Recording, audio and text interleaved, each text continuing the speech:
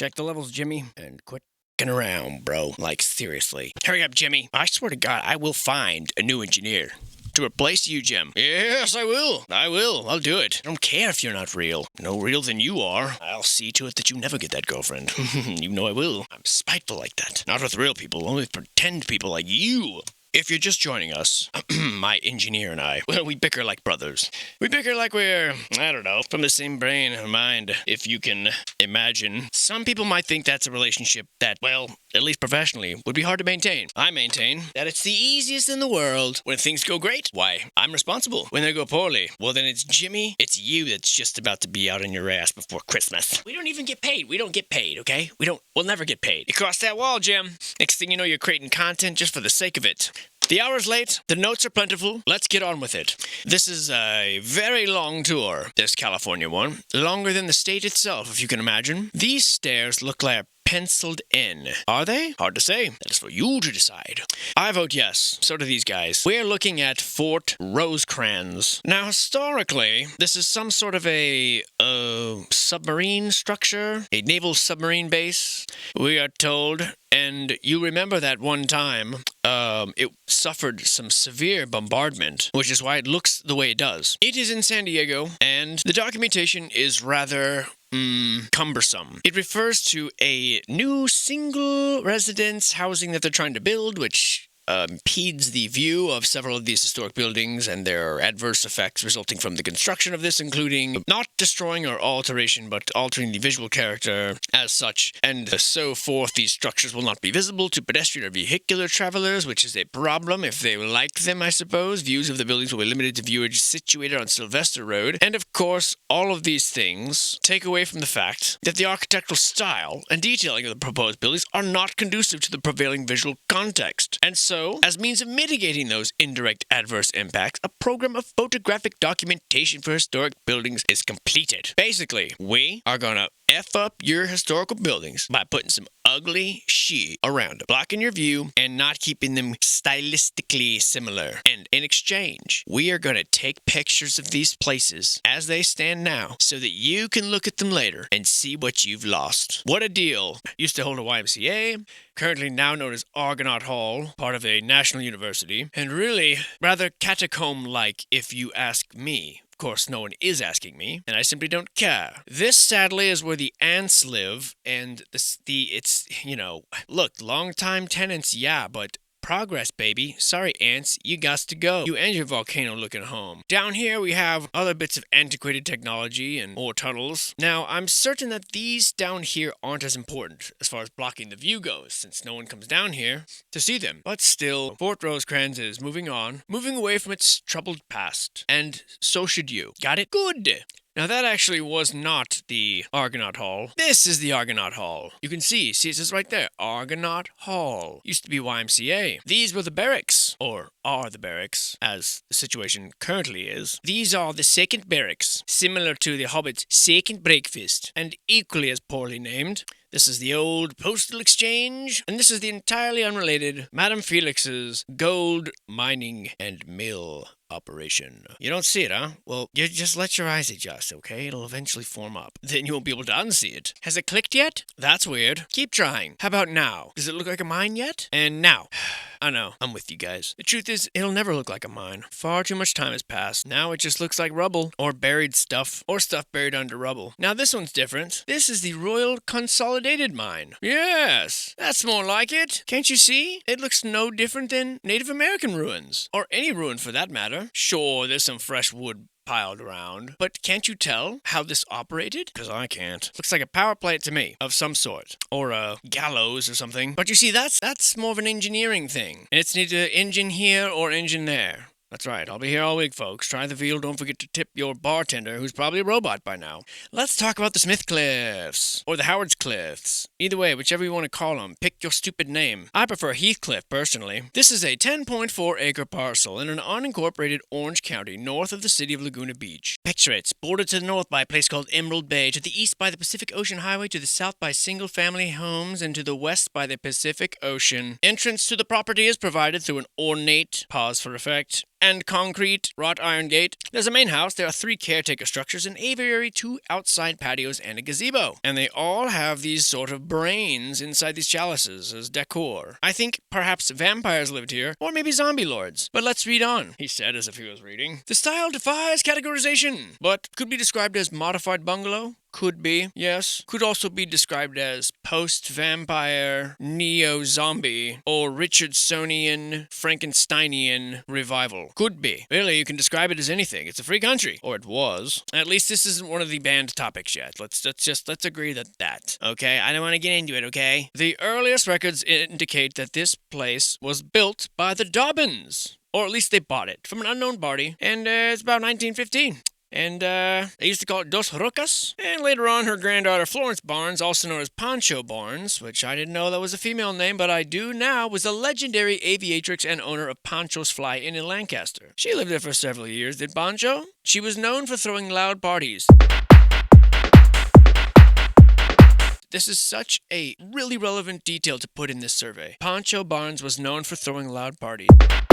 I feel like that's a code for something. Anyway, the grandmother eventually had Pancho Barnes move her house to the point on the cliffs south of the property. Pancho Barnes' house eventually burned down. No one is suspected until right now, and I'm accusing the grandmother. Motive? Loud parties. Boom. Grandmas don't dig them. Don't believe me? Tell your grandma to come home Saturday night, see if she has fun. Do it! Actually, give her the address of my neighbors, because they're kind of these frat boy dudes. I don't really do much of partying these days. But your grandma doesn't have to know that, unless she's the kind of partier with the golden pineapple upside down or whatever. In that case, you won't find any room here. Imagine when I learned that late in the game, I had to throw away all my pineapple shirts. I can love that fruit, too. Anyway, Miss Dobbins sold approximately 10 acres of this property, which, remember, it's only 10.4 acres, so really she sold all of it to Oscar Howard, a wealthy Oklahoma oilman. Mr. Oscar owned the home until his death. That's right. Taken over by a generic named Mr. Smith, who's a generic executive with the Houston-based Superior Oil Company, which was also generic. Now, the house is in semi-rundown condition. Not very functional in its design, and not very interesting in the survey.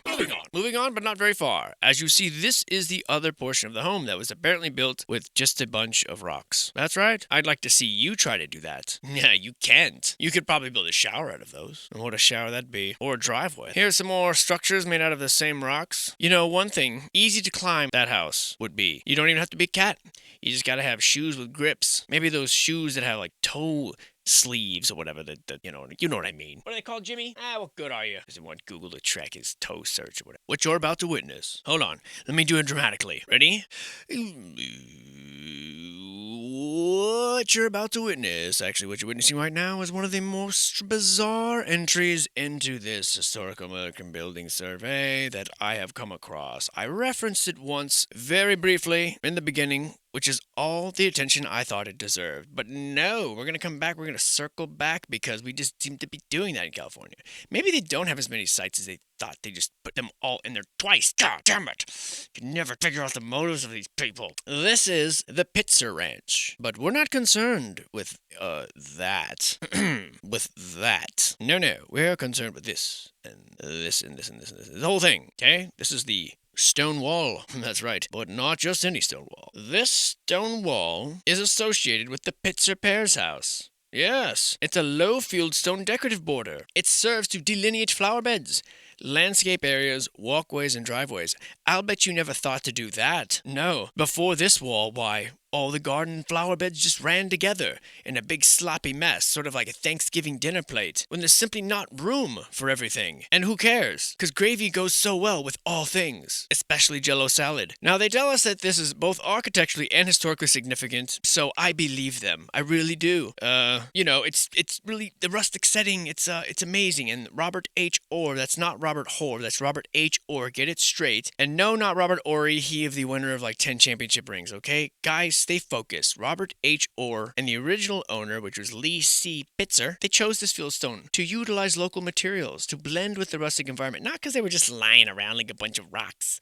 okay? Not because Claremont has abundance of stone from the surrounding hills and mountains due to the city's location on an alluvial fan. It does, but still not because of that. Builders in early Claremont used fieldstone in the construction of housing and for decorative features. It was convenient. I mean, it had meaning. This wall, as impressive as it is, I know, pick your jaw saw up off the floor. This is associated with the agricultural heritage of the city of Claremont. It represents the exploration of the citrus-producing land on Baseline Road and the changing use of natural resources in the region. Okay, so I don't want to hear that it's just a bunch of stones. Okay, no, this impressive wall is 2.5 feet high and 1.5 feet wide. End parts surrounds the property, surrounds it like a stone wall. You ever heard of that? Yeah, probably not, huh? Well, if not, you remember where you heard it here first. Pitzer Ranch, bitch. Pitzer. Now, unfortunately, the extreme western end of this massive wall was removed and replaced because they planted a friggin' oak tree. Pfft, come on. Like the branches of the mighty oak do anything to improve the landscape. Anything that this couldn't do. I mean, look at that. Gorgeous. Absolutely gorgeous. And what are they hiding? I don't know. What are they hiding? It must be that this is like the top of the wall, you know? And there must be more underneath it. Because who the fuck makes a wall like this for 316, whatever it is, feet? And 500 feet of this wall. What is it keeping out? A gerbil? Not even a gerbil. Bring me a gerbil, I'll prove it. Gerbils have a field day. We wanted to keep out intruders. Well, not really. We just want them to trip and fall in the dark. That's why we planted these choyas and these little jumping cactuses, all around the area. Just to, it's a good idea, okay? Shut up. Pitzer Pear is not known for their creativity, I guess, or I don't even know who got paid off to put that in there. Just wasted me and all my constituents' time, okay? Now, the district that I represent, it does not give one cotton-picking fuck about no damn stone wall, okay? We want to know where that damn money y'all sitting over there in Ukraine going. That's what I'm talking about. Amen. Can I get an amen? That's right. Meeting adjourned. Now this here. Quick, make something up. Well, your mom and I got hitched up there. Yep, that's right. And, we had a dog named Bessie. Oh, yeah. That's old Bessie right there. Or maybe it was that one. Hell, I don't know, kid. I don't nobody live here. I just want to see if they want to buy a fucking magazine subscription so I can go to college. It's never too late. Yeah, I want to get indoctrinated. Just want to see what it's like. I want to kind of like mindlessly parroting Don Lemon. Seems like a great way to live life. Like Don Lemon, okay? Get it right. Oh, I'm sure, yeah, it's Don Lemon. Just like it's Stephen Colbert, right? Get the fuck out of here, Jimmy. You're an idiot. And throwing shoes is a sign of respect in some countries, so you're welcome. Okay, I'll calm down. And here we have more of the clearly Claremont style. Now, all these structures are once belonged to the Pitzer Ranch. Now, why is the water tower, the stone barn, the concrete reservoir, the pump house, the secondary house so important? Including stone wall. Don't you never forget that stone wall. Why? Well, I'll tell you why. Real talk. And to understand this, we're going to have to go back. We're going to have to go way back. Back in time. Back to when this here farm that's now abandoned and bereft of all hope. Back when it had a bunch of chillins running around the yard, giggling and cackling and screaming and chasing chickens. Yep, those were the days. Back in the salad years, when everything was green. Back when you could have a concrete reservoir, like this, and you weren't worried about no vagrant running up taking a whiz right in it. Or a bath, after he whizzed. You can't even think of a time like that, can you? I mean, I know I can't. You see, long ago, Indians used to live here on this land. Not just any Indians, Serrano Indians. Or should I say, Serrano, to make me seem more authentic. Very well, Serrano. They survived by hunting and fishing. Their diet included acorns that they would hunt and fish, along with rabbits and deer and bear and other wildlife. But they really emphasized the acorns, we're told. About 200 people lived in the area now known as Indian Hill. Claremont was a possession of Mexico at the time, you see. In 1834, the Mexican government secularized the missions. Basically, they said, you guys no longer belong to God, you belong to the people. And so, California lands were taken from the church and became private land grant ranches. Why? Most of Claremont became part of Rancho San Jose. You see, the town of Claremont was created by the railroad, Santa Fe Railroad to be exact, because they needed a new route between Chicago and Los Angeles, and, Claremont was kind of on the way in the middle-ish, on the way. Kind of. But they wanted people to move here, see, and buy land in one of the town sites that they had established and stolen along the railroad route. So they built a Victorian train station, hotel, and smaller buildings. They expected Southern California land boom to come flippity-dippity down the hill in a bum rush, just like it happened to all them other neighboring cities. But it didn't happen. They didn't exactly lose, but they didn't exactly win. You see, a member of the land company was a trustee of the fledgling Congregational College being established in the area. Pomona College was given property, and a vacant hotel that somehow appeared. And so Pomona College moved into Claremont Hotel. Claremont Hotel became Claremont Hall. Pomona College founders established the Claremont Community Congregational Church, which was the center of social and religious life. And the church and college leaders espoused the New England congregational virtues of high educational standards for all citizens and widespread community involvement in church civic government. So you see, folks, when Ellie Brown and Scripps of the Scripps newspaper dynasty donated 250 acres of land to the college for no reason, in 1925 they enrolled the first students. The Scripps College for Women was founded, 3 additional colleges were founded, and all the citrus ranches in the area became mass-producing until at one point, you had 4 citrus packing houses, an ice house, and a pre-cooling plant, all lined conveniently along with Santa Fe tracks in Claremont. And the Pitzer family was the start of it all. Lee Pitzer was on the board of directors of the College Heights Orange Association, later on Orange and Lemon Association. Not Lime, though. They didn't pay your dues. Russell Pitzer was president of the San Antonio Fruit Exchange, the owner of over 10,000 acres of citrus land. All the proceeds were instrumental in founding the Claremont College. Pressure for residential development caused a decline of the citrus industry after World War II. You know, the World War where everybody died, yet somehow the population boomed beyond complete belief and comprehension because everybody came back from the war horny. That's what we're told, right? Why would anyone ever lie to us? Urban sprawl for all y'all. Now wait for it. Wait for it. Now it's coming. And Lee Pitzer was born in 1873 on a farm in Mills County, Iowa. Because of his brother's asthma, the Pitzer family first moved to a farm near Ainsworth, Nebraska. Of course, we've heard this before. How many times are they going to use the same fucking backstory? My God. And let me interject here a little personal anecdote. Without giving too much away, my family hails from the Dust Bowl. Well, half of them, obviously. The other half, takes 2. It's not. But the reason for them relocating to... Let me strike that again. The reason why that half of the family moved from the Dust Bowl out west was because of one of my aunt's alleged asthma. They were told, if you don't move west, young man, your daughter will die. And henceforth, they packed up everything they had in a little station wagon, and they came out west. Now, why is it that doctors back then were telling people to move west? Mass ignorance? Or perhaps they were receiving some sort of stipend or something for encouraging this movement? Or was the dust really that bad? I don't know. But the amount of people who've moved west because of health or asthma or whatever is insane. Like, how easy were people to manipulate? What's wrong with my daughter, doctor? Looks like allergies. You need to move that way or she'll die. That'll be $5. Fucking weird, dude. But anyway, after moving to California, the Pitzer family rented a small house. Well, after that, they constructed the largest house in Pomona. Wow, okay, just like that, huh? Rent a small house, build the biggest house. This was, of course, the house that was torn down in 1967. Mr. Pitzer and his sons devoted their energies to the citrus industry. He entered Pomona College in Claremont in 1895, despite the fact that they didn't have any students until 1925. How about that? Riddle me that. Returned to Colorado to graduate from the University of Boulder in 1898, a place he had never lived, apparently. Oh wait, I'm sorry. Strike that. I'm wrong. First, they moved to Boulder, then they went to California, and then he went back to Boulder to graduate. Upon returning to California again, Lee and his father joined a fruit canning operation. He traveled the Pomona Valley, buying deciduous fruit and shipping fruit to the cannery. Married on January 1st, 1901 to Edith Blanche Beckett, whose father, James Beckett, and Mr. Peter Fleming had established early water rights for the city of Pomona somehow and founded the Consolidated Water Company. Through the use of tunnels from Mount San Antonio, inquiring minds would like to know where the tunnels came from, but that's of no importance. James Beckett's water company supplied Pomona Claremont for years. As a matter of fact, when Mr. Beckett died, he asked Lee Pitzer to join the water company, and he did. Wow. How easy it must have all been. In 1903, Mr. Pitzer purchased 6 parcels of the Klugel family subdivision on a whim, and then he decided to plant a small lemon grove. Now, longtime citrus growers advised Pitzer, "Your land with its sandy soil and cool climate will not yield citrus." But the lemons were so good, that he bought 200 acres more of land in the area at $25 to $50 an acre. Imagine, that's tens of thousands of dollars. He removed the fieldstones from the land, which cost $100 to $300 an acre.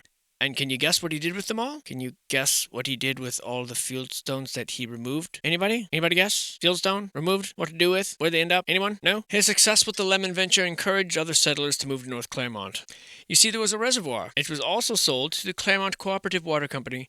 At the time, Pitzer's neighbors included Richard's orange growers, the George McKenna Ranch, and the Johnson Campbell Ranch. There was a large pump on the property, which worked continuously from 1913 until 1981. The pump, like the tunnels, are of a mysterious origin. The pump supplied water to the 80 acres of lemon groves. Now, one would think Pitzer was some sort of a genius with a green thumb, or someone that's locked into a pump that supplied water for 90 years. Which could it be? Well, let's find out. Mr. Pitzer hired Pomona and Los Angeles architect Robert Hoare, H.R., to design a house for his family.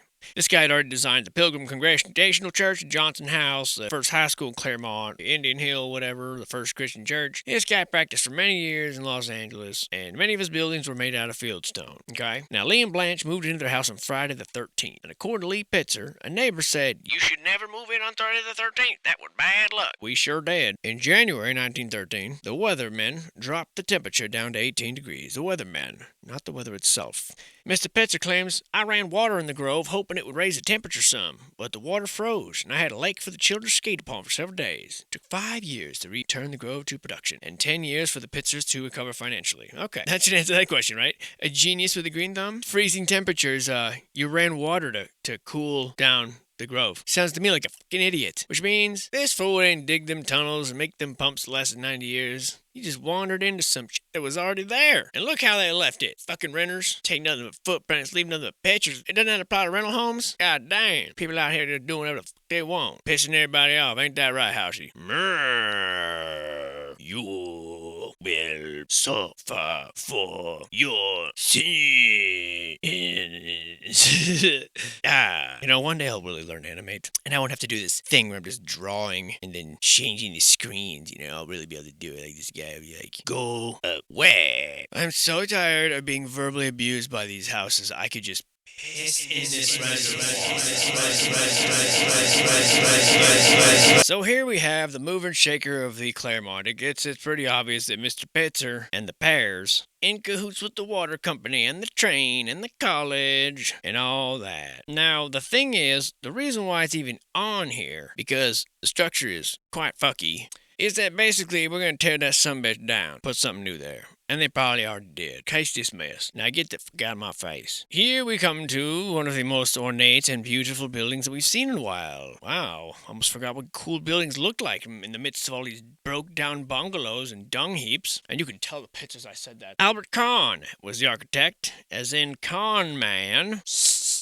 I added that part. Yep, I'll take credit for that amazing stroke of ingenious... Oh, man, who am I kidding? That was dumber than hell. This building, this amazing building owned by the Port of Long Beach, is now, because of the care and love of the people that own it, it's trash. That's right. It's trash. These motherfuckers just demolished this sumbitch. And this was the Ford Motor Company. Yes. Allegedly built during 1930 as one of 6 contemporaneous assembly plants. Imagine. The Port of Long Beach sought to redevelop the property, ultimately resulting in plans to demolish and remove all vestiges of the plant. That's, I guess, one way to redevelop it. The Port of Long Beach's application for the permit from the U.S. Army Corps invoked the Section 106. You remember the Memorandum of Agreement signed by the U.S. Army Corps of Engineers, the California State Historic Preservation Officer, and the Advisory Council on Historic Preservation, which mandates a historic American engineering record. Documentation of the Ford Motor Company Long Beach assembly plants must be obtained. Therefore, the Chambers Group will now come forward up from the shadows. Come on, Chambers Group, and document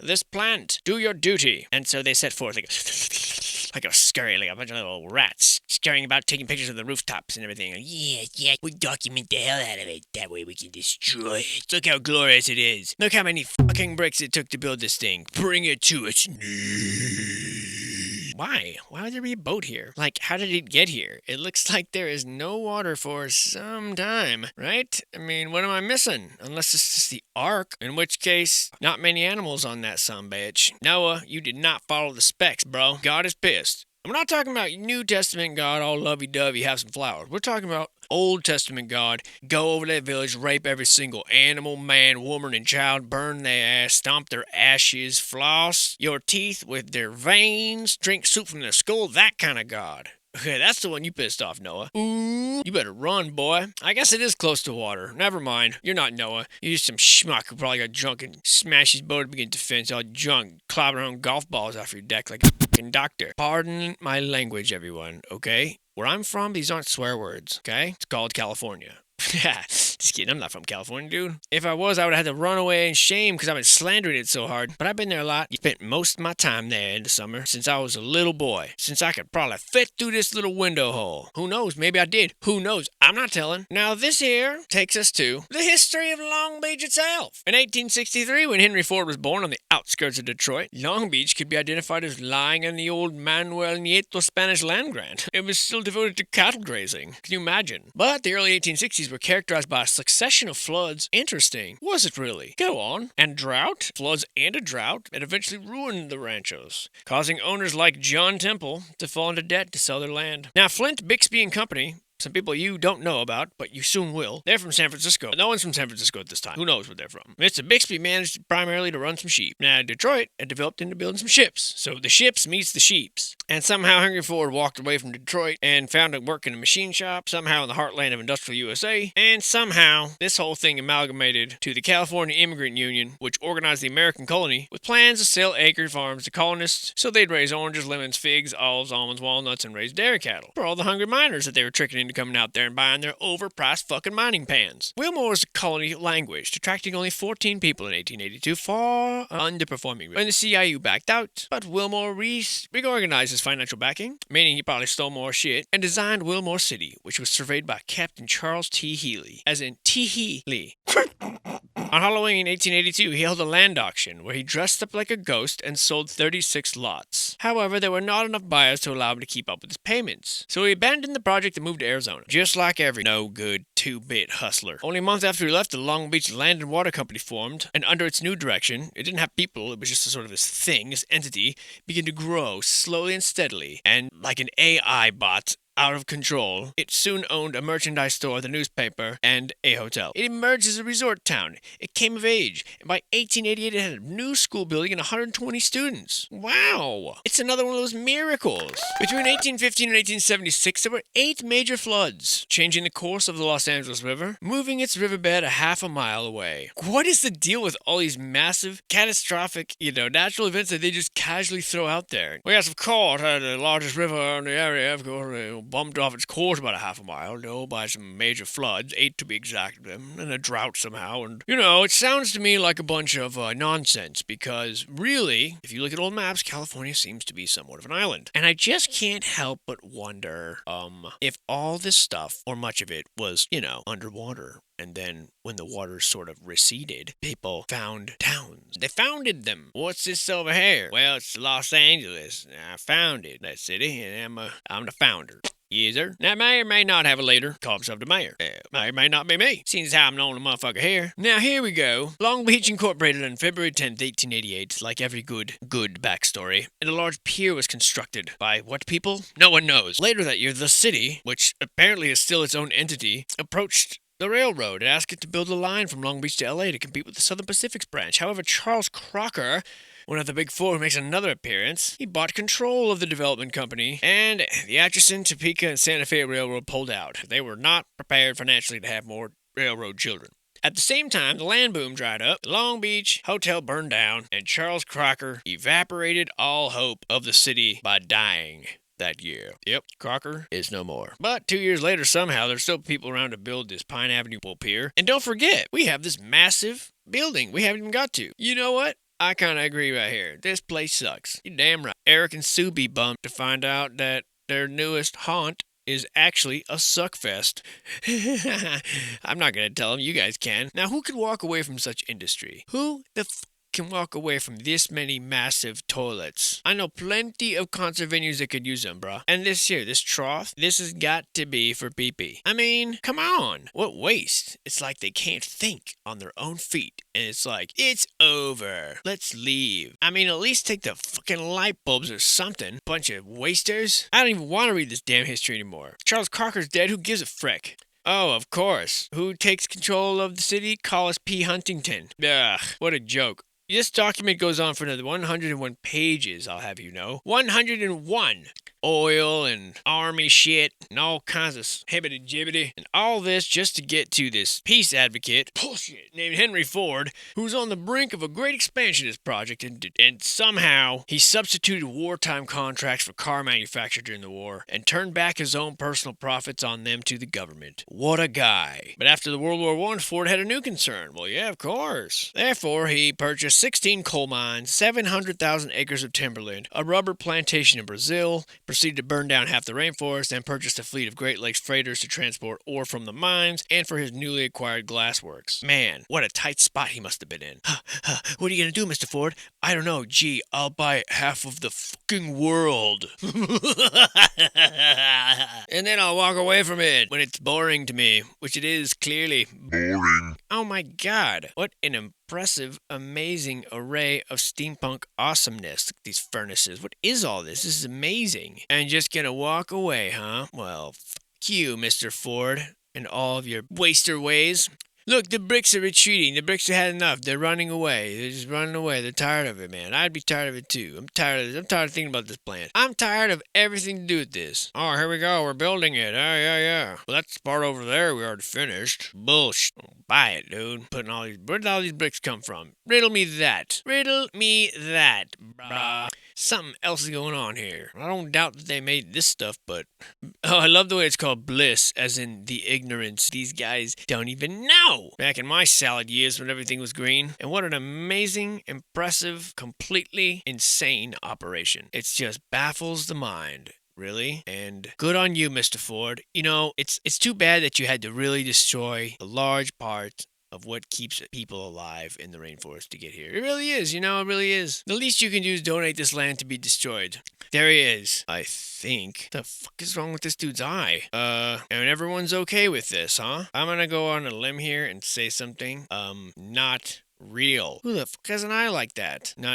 It looks all too much like the you-know-who when I showed you in that one video. These fake friggin' fluffer.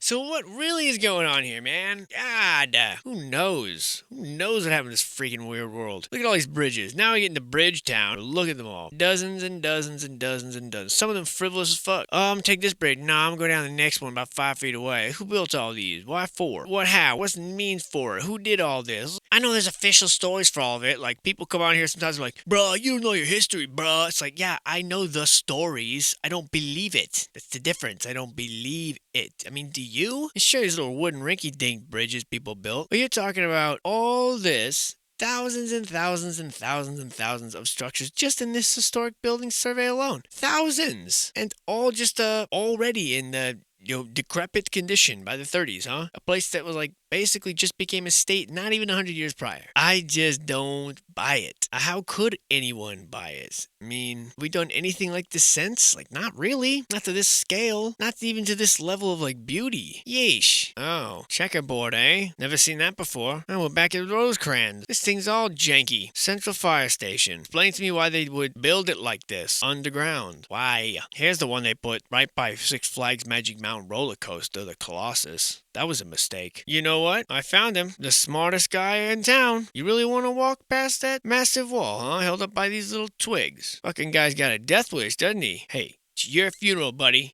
You want your mom to come identify the pancake that you became? Be my guest. I'm a little unhinged right now. I understand that. Let me take a deep breath and focus on my breathing. Oh my god, it's a goose! This part of this survey is just so wanky. It's all over the place. What are we doing here? Like, what is this picture? Why? This makes no sense. Oh, here we are in Riverside. Oh, yeah, okay. Riverside, yay. Look how beautiful. The head of the canal is showing sand. Oh, yeah. Tunnels, canals. You guys did this, huh? It's the three of you, huh? Maybe that guy down there, too? Cool story. Maybe I'm too cynical. Maybe I don't understand things. Maybe this is all very plausible and reasonable to some minds. Maybe it's me that's the problem. Maybe I don't understand the majesty of humans. Maybe I just don't understand. Like, maybe I don't understand why we need bridges like this. You can just sort of, build the land up a little bit, or, why we need dry bridges like that. Why do we? Indeed. Why do we need this over dry land? And then over, 20 years later, whatever, we're like, well, we're done with this one. Sort of irrelevant, mean, sure, the train goes over here. Or, maybe there used to be a river here. Yeah, probably there was a river here back when it was built, which means not when as in we, current Californians, not when we lived here before. I mean, doesn't it make sense? Or do you really think that we were just fucking bridge happy and put one up wherever we can? Look at this nonsense. Yeah, we did it, boys. We did it. We did it, over here. We still got some work to do on this side, right? But this side is done already. Really? What purpose is finishing part of it and then having the other in a completely different stage to the point where it's just nothing down here but just some wood? And what is going on with the wood? Is it just threw it all down over here? I mean, that's not how construction is usually done. Something's going on around here. And I told myself I wasn't going to go into these bridges because there's just too many of them. And damn it, I meant it. Oh, here we go. Canals, of course, is another one. Here's the National Orange Company. There's something I can understand. Wooden buildings, growing fruit, picking them, planting them, selling them. All right, that's better. I feel better about that. Look, there's some actual people. A handful of them. Sure, it's 100 years later and all that. But yeah, okay. This makes sense. This is more inviting. Have a doorknob. Okay. A modest home. A reasonable library. An understandable kitchen. Construction that seems plausible. More of this, please. More of this so that I can understand. There's a picture of nothing. Isn't it beautiful? Sure. Anything I can understand right now is beautiful. And yeah, sure, this is calm. This is peaceful. This is California. These are rich people. Their homes are great. Sure. Fine. Very good. Carry on. I might have even been here. I don't even know where this is. Claremont? What is this? I'm so flustipated right now. I want to know, where's your manager? This bridges. See that. I'm over bridges, okay? It's not the bridge tour. It's building tour. Move along. We get it. You like bridges? You build them. They fall apart. You don't need them. The cycle continues. Tunnels no one can explain. Construction people aren't sure of. Reinforced concrete everywhere. And I don't get it. Wow. Look at that. Our surveyor is a freaking perv. Just had to wait for the bridge to be occupied, huh? Just had to wait for freaking girls to lie down with their butts showing you like that, huh? Wow. And what is this? People go walking through there? What? Is that Mount Booby? Or is that just our surveyor being another pervert? God. How dare you publish this all this time ago? If those girls knew they'd been getting ogled for like 50 years, bruh. Uh-oh. Trouble in paradise. Uh-oh. Get me the hell out of here. Yeah, that looks totally normal. This is great right here. Just unbelievable. The hell's going on here? Martha loves Mark. Ooh, the magical floating bridge. Now, what have we here? This is the Pacific Bell Telephone and Telegraph Company building. That's right. Historical importance. And also, demolished. That's right. Completely demolished. All the reinforced concrete used for footings, floors, and roof, bricks, and terracotta, all for nothing. 11 stories with brick curtain walls, nothing. Just demolish it, get it out of my sight. It's too pretty. There's a parapet, which apparently is the tipping point. We hate parapets, and they must go. There once were engine and boiler rooms in the basement. This no longer exists. It was originally a 6-story structure, built in 1918. The architect was E.V. Cubby. The building was finished in less than 6 months. That's right. Later on, a 5-story addition that Mr. E.V. Cubby was again the architect. We brought this to your attention to show you what you've been missing and what you'll miss, because we are going to demolish this, and this is the past speaking to you in the present, so it's over. The building's gone. Goodbye. Don't get used to nice things when this happens. Okay? Bye. Pay no attention to the beautiful decor. It is not important, not in the slightest. The fake clocks, the stonework, this is all boring. Too boring to leave in existence, apparently. What a disgrace. Hey, Ticket Booth is closed. What the fuck? I want to see Avatar 3! However many there are now. Well, if knowing George Lucas, if he's still the guy doing it, they'll start out with 1, then there'll be 2, and then like one day they'll just release like 23 at once, and then no one will have any clue what the hell's going on. And yeah, that's how you kill your own franchise, I guess. I don't know. You do it. You do it. You build a franchise and kill it. I'm doing it right now with this video, probably. Here is something where something Bagley bit the dust in the hands of weak Keys. Wait, they really putting that in someone's grave? North Bagley bit the dust at the hand of W.F. Keys. Oh, Mr. Keys killed him. Mr. Keys, why did you indeed feed Mr. Bagby dust until he perished? But, no. Quiet down, Mr. Keys. A yes or no answer will do. And it better be yes. Oh, here's the guy that invented the first roll of toilet paper. Look at him. Doesn't even realize what he's done. He's sitting on a freaking gold mine. These guys don't even realize they're about to not have chapped butts for the first time and forever more. Smile. Back. A shrine to the wheel. A sacrifice to the great god Wagon. Wagon Christ, I'm heard he's called. How does one find this? Probably fall down it, right? I mean, seek shelter inside of a giant, what is that, a mushroom? All this stuff is just weird. What the hell is that? Well, that right there is the John Brewer building. Yep, see it over there hiding out? I've been looking for that. This, of course, was a furniture store. Yes, indeed. Walter J. Matthews, one of Oakland's most prominent and prolific architects during the late 19th century. His father came to San Francisco in 1852, engaged in the mercantile business. He developed an interest in architecture. He opened his own office, and he quickly became one of the most important architects of all time in Oakland. This is some of his work thrown about here inside these abandoned rooms. He built everything cool in Oakland, and we've been all through this. I've had enough.